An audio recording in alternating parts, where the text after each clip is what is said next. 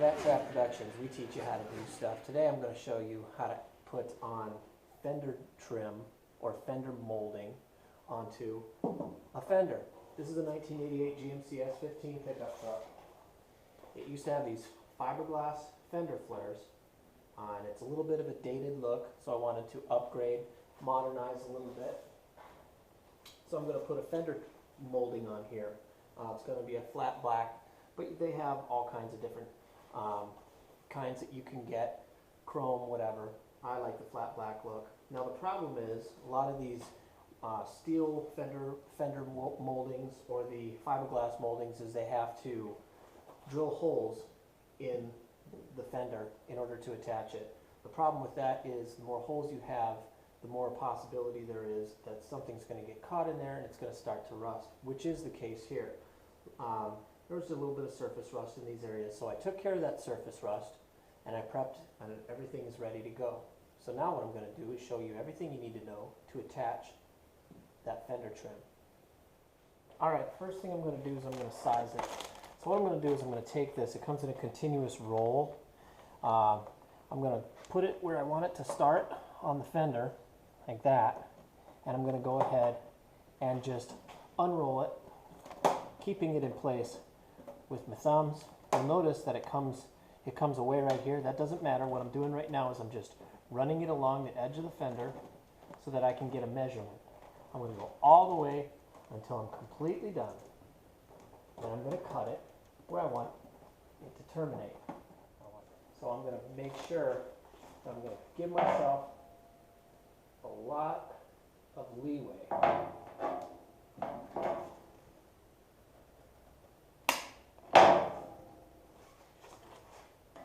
There's my piece. Now I'm going to take a terry cloth, white terry cloth, no dyes or anything, and some 70% isopropyl alcohol. I'm going to rub it right on the fender, being liberal with it, making sure I get everything nice and clean. I'm going to do that a couple of times because you can never be too sure. I'm going to start down at the bottom of the fender and I'm going to start rolling up that way. So first what I'm going to do is I'm going to pick off this red adhesive backing. I'm just going to kind of tack it there in place right where I want it. Okay. Now I'm going to start.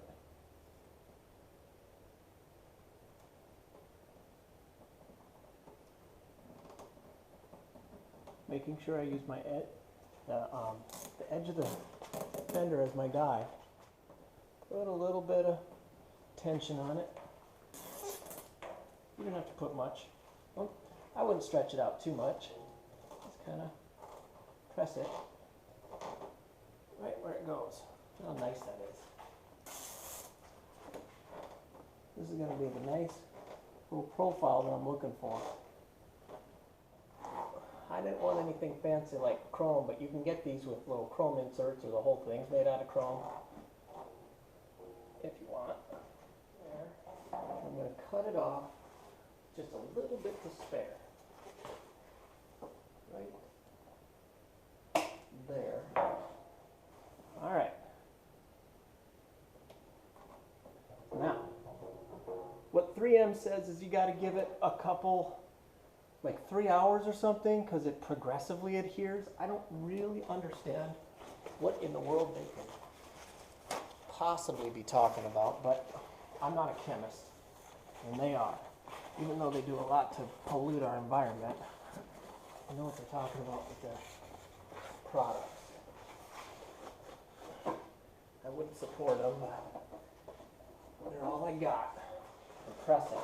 Make sure it really gets a good bond. I don't even know if this is necessary. I don't care. I don't want to be going down the road and find some of my fender trim hanging off. That's not my style, baby. Look at that. Alright, so now hopefully you can see what we're looking at. It's a nice modern look for this truck. It's going to do a lot to set it off. No holes to drill. That's what I really like about it. Rattrap Productions, we teach you how to do stuff. Today, I showed you how to install 3M adhesive back Fender